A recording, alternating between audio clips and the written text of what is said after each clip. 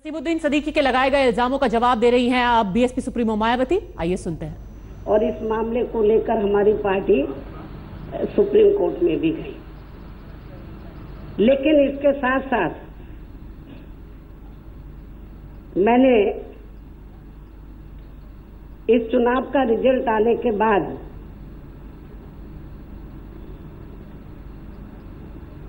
अपनी जिम्मेवारी को निभाते हुए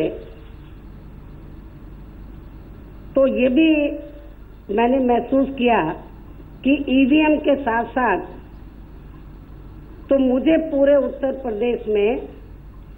पार्टी के जिन वरिष्ठ लोगों को मैंने जिम्मेवारी दी हुई थी चुनाव लड़ाने की और उम्मीदवार तय करके मेरे सामने लाने की,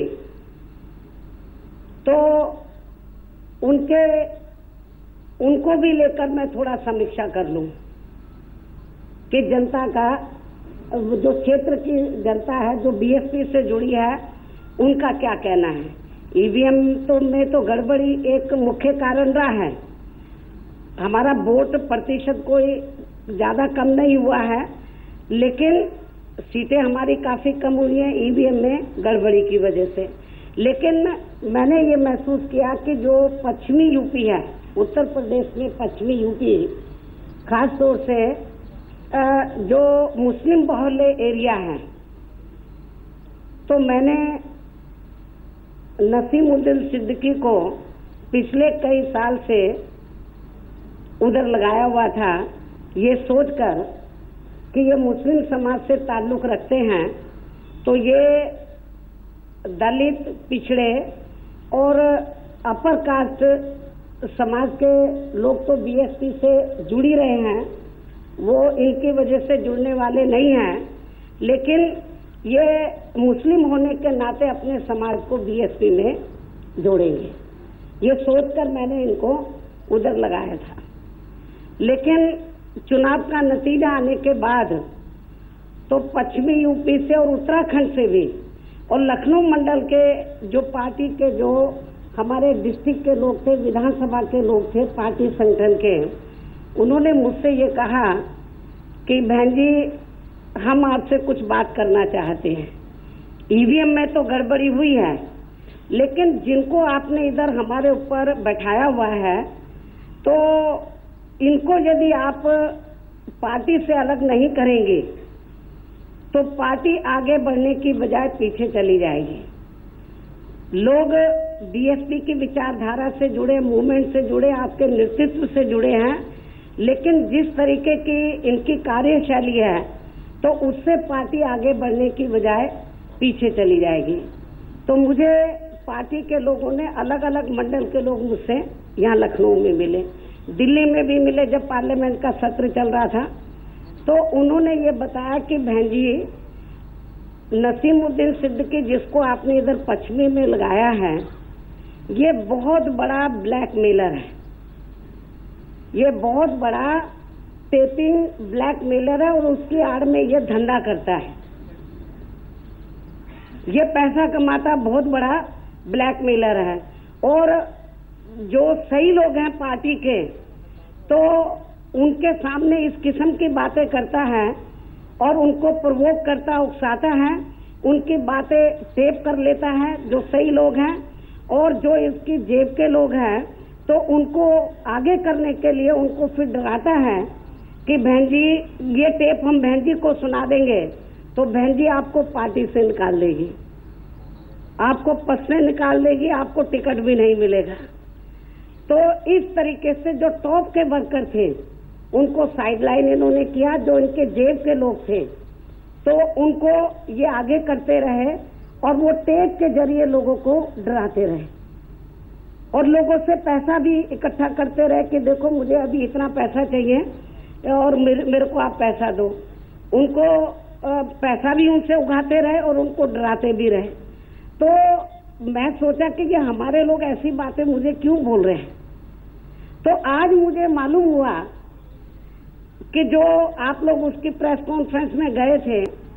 कि जो पश्चिमी यूपी के लोग कह रहे थे कि ये बहुत बड़ा टेपिंग ब्लैकमेलर है, ये पार्टी का हितैषी आदमी नहीं है, आज ये स्पष्ट हो गया है कि जो आदमी बीएसपी में रहकर जिसको इतना बढ़ावा दिया हो, अपने राष्ट्रीय अध्यक्ष की बात को टेप कर सकता है और उसको अपने हिसाब से काट छाट करके मीडिया के सामने दिखा सकता है, तो वो उससे आप लोग समझ सकते हैं कि जहां जहां भी मैंने इनको लगाया तो वहां इन्होंने टेपिंग ब्लैकमेलर के रूप में काम करके किस तरीके से हमारी मूवमेंट को इन्होंने धक्का पहुंचाया, कितना मूवमेंट को इन्होंने नुकसान पहुंचाया है। तो ये बात आज जो मीडिया में मैं प्रेस, आप लोग जब प्रेस में उधर थे और नसीमुद्दीन सिद्दीकी की प्रेस चल रही थी, मैंने पूरी बात को सुना है तो वो क्या बोल रहा था। और दूसरा मैं आपको ये बताना चाहती हूँ कि जो टेप में आप लोगों ने सुना है वो कोई नई बात नहीं है। आप लोगों को ये मालूम है कि बीच में उसको काट छाट किया है। और इतना ही नहीं, आपको जब ये इलेक्शन होने वाला था उससे लगभग 1 साल पहले हमारे लगभग टिकट फाइनल होने शुरू हो गए थे, तो मैंने उत्तर प्रदेश में जो जोन के हमारे इंचार्ज थे, मैंने उन सबको ये कहा था, जिनको भी जिम्मेवारी दी थी, कि देखो आप मेरे पास कैंडिडेट तो ला रहे हो, लेकिन दलितों का वोट तो मिल जाएगा जो बेस वोट है बीएसपी का, और जिसको भी आप ला रहे हो मैं ये देखना चाहती हूँ कि उनका समाज का वोट प्लस होगा या नहीं होगा, वो उनके लोग बीएसपी से जुड़े हैं नहीं जुड़े हैं। तो मैं बार बार ये कहती थी कि यदि उनका वोट प्लस नहीं होगा तो वो चुनाव नहीं जीत पाएंगे। तो उन्होंने बोला कि नहीं, तो मैंने कहा इसकी क्या गारंटी है। बोलते आप मेंबरशिप की किताबें दे दो। मैंने कहा आप मेंबरशिप की किताबें ले जाओ, कूपन ले जाओ बीएसपी की, लेकिन आपकी ये जिम्मेवारी है कि इलेक्शन से पहले आप उनको अथॉरिटी लेटर दो, उससे पहले मेंबरशिप की किताबों का हिसाब प्रदेश कार्यालय में जमा हो जाना चाहिए, पूरा हिसाब किताब, नहीं तो बाद में हमको दिक्कत हो जाएगी। फिर वो जो चुनाव हार गए वो ना किताबें देंगे ना हिसाब देंगे, पैसा भी खा जाएंगे, जो जीत गए वो तो दे देंगे। तो सब लोगों को मैंने कहा, और नसीमुद्दीन सिद्दीकी को मैंने कहा कि भाई आप भी थोड़ा देख लेना। इन्होंने ज्यादा किताबें ली जोश दिखाते हुए कि नहीं मेरे लोग जीत जाएंगे। तो मेंबरशिप की किताबें वो प्रदेश कार्यालय से लेकर गए और मैंने उनको कहा कि भाई देखो इलेक्शन अनाउंस जब हो गया था,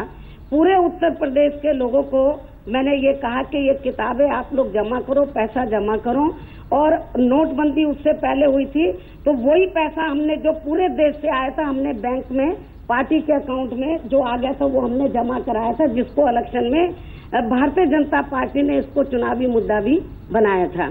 तो उत्तर प्रदेश के अंदर जो हमने मेंबरशिप की किताबें इलेक्शन से पहले तो पार्टी के संगठन के लोगों को दी, और जिनको टिकट के लिए लाए हमने बोला ये किताबें दे दो, यदि वो अपने समाज के कुछ लोगों को मेंबर बना लेते हैं बीएसपी का, हम समझ लेंगे कि वो वोट प्लस हो जाएगा। तो हमने किताबें दे दी। अब उत्तर प्रदेश में ज्यादातर किताबें आ गई थी। इनके पश्चिमी यूपी में ये जब रिजल्ट आ गया तो मैंने पूछा मंडल के हिसाब से कि भाई आपको इतनी किताबें दी थी और ये कैंडिडेट को इतनी दी थी, संगठन को इतनी दी थी, ये पैसा अभी तक आप लोगों का आधा जमा हुआ आधा नहीं जमा हुआ, ये पैसा कहाँ गया? 50 करोड़ की मांग करने के आरोप को सिरे से खारिज करते हुए उल्टा मायावती ने नसीमुद्दीन सिद्दीकी को ब्लैकमेलर करार दे दिया। आज